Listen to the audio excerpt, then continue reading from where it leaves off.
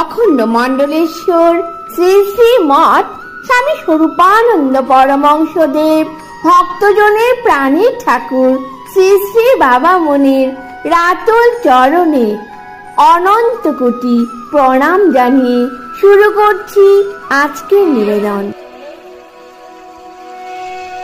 ও অখণ্ড সংহিতা বা অখণ্ড মণ্ডলেশ্বর শ্রী শ্রী মঠ স্বামী স্বরূপানন্দ পরমহংসদেবের উপদেশ বাণী ত্রয়োদশ খণ্ড। জনৈক প্রশ্নকর্তা প্রশ্ন করলেন, ভগবত প্রেমে কি স্বার্থপরতা থাকতে পারে? ভক্তগণের প্রাণীর ঠাকুর শ্রী শ্রী বাবা মুনি বলেন, খুব পারে। ভগবানকে ডাকলে আমার সুখ হয়, তৃপ্তি হয়, আনন্দ হয়, সুতরাং আমি ভগবানকে ডাকি। এইটাই যেখানে আমার ভগবত সেবার প্রেরয়িতা, সেখানে আমার ভগবত প্রেম স্বার্থপরতা বা আত্মেন্দ্রিয় প্রীতি ইচ্ছা মাত্র। কিন্তু ভগবানকে সেবা দিব নারী প্রীতির জন্য, আমার তৃপ্তির জন্য নয়। এইরূপ যে ভগবত সেবা, তাকেই বলা চলে নিষ্কাম ভগবত সেবা বা প্রেম। প্রেমে স্বার্থপরতার বা নিজেকে তৃপ্ত করার আকাঙ্ক্ষার কোনো স্থানই নেই। আমি আমার ঠাকুরের সেবা করছি, এতে আমার ভিতরে সুগভীর সাত্ত্বিক ভাবসমূহের সৃষ্টি হতে লাগলো। হাত কাঁপলো, পা কাঁপলো, কেমন আনন্দময় অনুভূতি সব হতে লাগলো এবং প্রেমানন্দের অতিশয্যে হাত থেকে পাখা পড়ে গেল। আরতির বাতি স্থলিত হলো। এতে যদি আমার মনে ধিক্কার না আসে এবং নিজের সুখানুভূতির চেয়েও বড় বলে সেবা কার্যটিকে যদি মনে করতে না পারি, তাহলে আমি স্বার্থপর সেবক। আর আমার সেবা কার্য যাতে সুচারুরূপে সুসম্পন্ন হতে পারে, তার জন্যই যদি নিষ্কপট চিত্তে ভগবানের কাছে প্রার্থনা করতে পারি, হে ভগবান, আমাকে সাত্ত্বিক আনন্দের অনুভূতি থেকে বঞ্চিত রেখেও তোমার সেবা কার্য সুচারুরূপে সম্পন্ন করার সামর্থ্য দাও। তবে বোঝা যাবে যে আমি সত্যই প্রেমিক, আমার প্রেমে ভেজাল নেই। অনেক ভগবত সেবক ব্যক্তির চোখে অশ্রু দেখা যায়, এটা কি? শ্রী শ্রী বাবা মুনি বললেন, অশ্রু অনেক সময়ে প্রেমের লক্ষণ, অনেক সময় অভ্যাসগত ব্যাপার, কিন্তু কোনো সময়ই প্রেমের স্বরূপ নয়। প্রেমের স্বরূপ হচ্ছে নিজ সুখে অবিলাসহীন, ভগবত সুখে অবিলাসযুক্ত নিরন্তর ভগবত সেবায় আত্মনিয়োজন। প্রশ্নকর্তা আবারও প্রশ্ন করলেন, জাগতিক প্রতিষ্ঠা সম্পর্কে আমাদের কি কর্তব্য? ভক্তগণের প্রাণীর ঠাকুর শ্রী শ্রী বাবা মুনি বললেন, যেখানে জাগতিক প্রতিষ্ঠা নিজের কোনো চেষ্টা ব্যতীত আপনি এসে যাচ্ছে, সেখানে নিজেকে লুকিয়ে লাভ নেই। কেননা প্রতিষ্ঠার যে যজ্ঞ প্রতিষ্ঠা দেবী তাকে বনের গহন অংশ থেকেও খুঁজে বের করে বরমাল্য গলদেশে অর্পণ করবেই। কিন্তু যে এলো সে দুদিন পরে থাকবে না, এই বোধ রেখেই প্রতিষ্ঠাকে গ্রহণ করা কর্তব্য। শাস্ত্রকারীরা প্রতিষ্ঠাকে শুকরী বিষ্ঠার ন্যায় অপবিত্র জ্ঞানে বর্জন করতে বলেছেন। কিন্তু বর্জন করলে কি হবে? প্রতিষ্ঠা যে যজ্ঞ, তার কাছে প্রতিষ্ঠা এসে পায়ের তলায় মাথা কপাল ঘুরে মরবেই। প্রশ্নকর্তা আবারও জিজ্ঞাসা করলেন, মন জাগতিক প্রতিষ্ঠার জন্য লালসা পরায়ণ হলে কি করণীয়? প্রাণীর ঠাকুর শ্রী শ্রী বাবা মুনি বললেন, প্রথমত বিচার্য প্রতিষ্ঠার অনিত্যতা।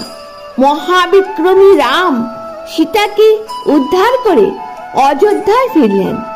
দেশ জুড়ে জয়ধ্বনি হলো, ধন্য বীর রামচন্দ্র, ধন্য।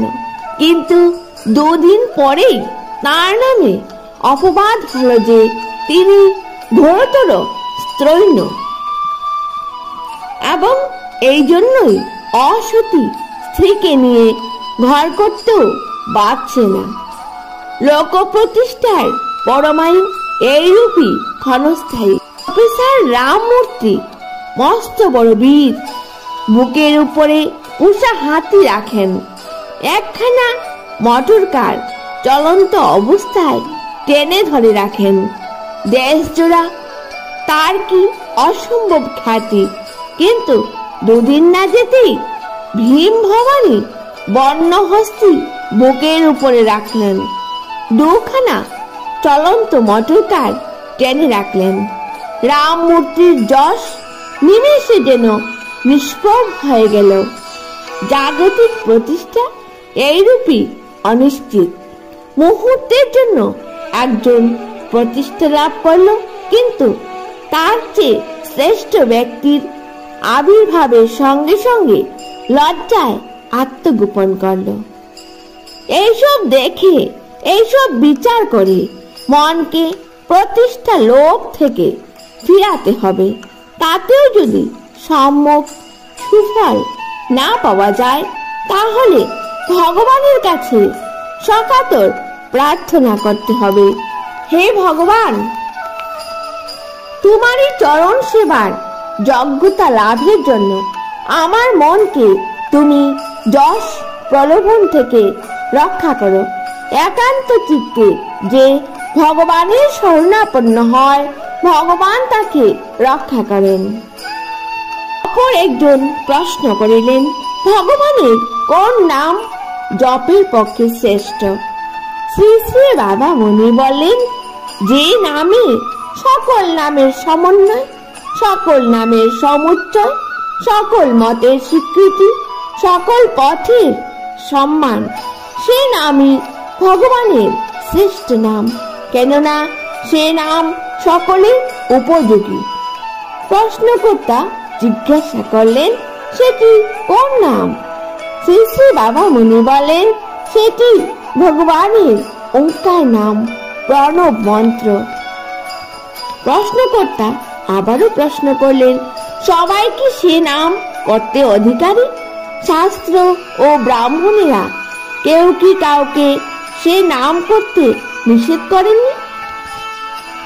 ভক্তগণের প্রাণের ঠাকুর শ্রী শ্রী বাবা মুনি বলেন, ব্রাহ্মণেরা নিষেধ করেছেন, কিন্তু নিজেরা আবার অনেকেই এই নামের সাধনা না করে অন্যান্য নাম ও মন্ত্রের সাধনা করেছেন। ফলে তারা প্রণব মন্ত্রের সিন্ধুককে পাহারা দিয়েছেন, সাধনার পূর্ণ ফল পাননি। শাস্ত্রের কথা তুলতে গেলে বড়ই বিপদ ঘটে। শাস্ত্র বচনের সহজ সরল মানে যদি কোথাও ও ব্রাহ্মণ সন্তানের প্রণবাধিকারের অনুকূলে আসার সম্ভাবনা দেখা যায়, সঙ্গে সঙ্গে মহাবিদ্বান ব্রাহ্মণেরা এমন সব ভাষ্য রচনা করে বসেন যাতে অন্য অর্থ মেনে নিতে হয়। তথাপি পণ্ডিতে পণ্ডিতে মতভেদ।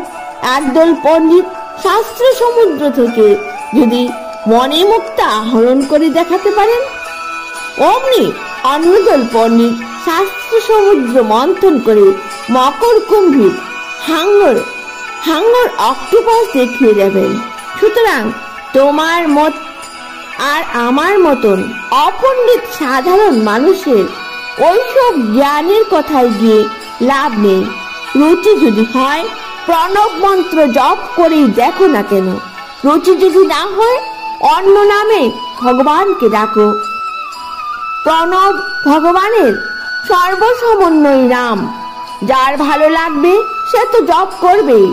কেউ নিষেধ করেছেন বলেই সে থেমে থাকবে না। প্রণবের যে সাধন করবে, প্রণবে তারই অধিকার। যে সাধন করবে না, তার আবার এতে অধিকার অনধিকারের প্রশ্ন আসে কি করে?